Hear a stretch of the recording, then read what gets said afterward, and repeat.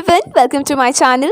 So today we are going to read the ball poem which is from our third chapter of English main course book. So before starting the poem, let me give you the little introduction about the poem. So this poem is written by John Berryman, and here the poet John Berryman wants to convey the message to us that whenever in this world anybody loses something from his or her life, what are their first reaction to it, how they tackle that situation, and how they feel at such losses. Okay, what is their reaction to such losses? So in this poem, for conveying this meaning only, he has used a boy and a ball, a boy who has lost his ball. Okay, so let's start the poem. What is the boy now who has lost his ball? What is he to do? I saw it go, merely bouncing down the street and then merely over there in the water. So here the poet is saying that I have saw a boy today who has lost his ball, and I have seen that ball bouncing and bouncing over the streets, and finally the ball went into the water. Next.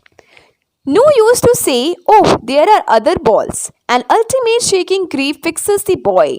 As he stands rigid, trembling, staring down all his young days into the harbor where his ball went, I would not intrude on him. So here in this para, the poet want to see that he saw that the ball went into the water and the boy was very sad that time. So he wanted to sympathize the boy by saying that there are many other balls too at his house from which he can play.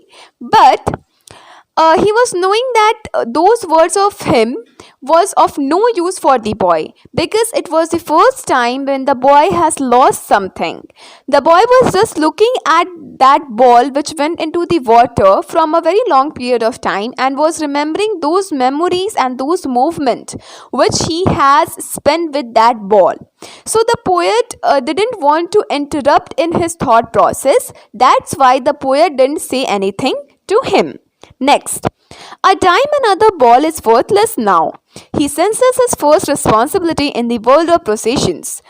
People will take balls will be lost always, little boy. Here in this para, the poet is saying that for the grown-up girls and the boys, the loss of the ball was worthless because they have experienced this type of losses before also in their life.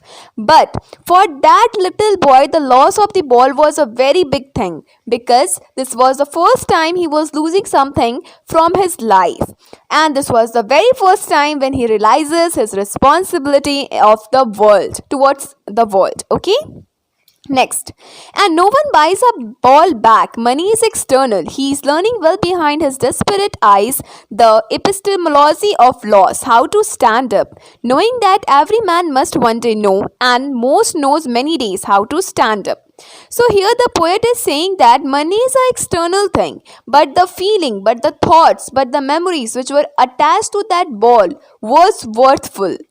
So here he is saying that the boy was learning that how to deal with the losses for the first time. So of course he was sad, but it was good for him, so that it was good for him and his future to learn that how to deal from the losses. So here he is saying that every man and the woman have to face some of the losses in his or her life.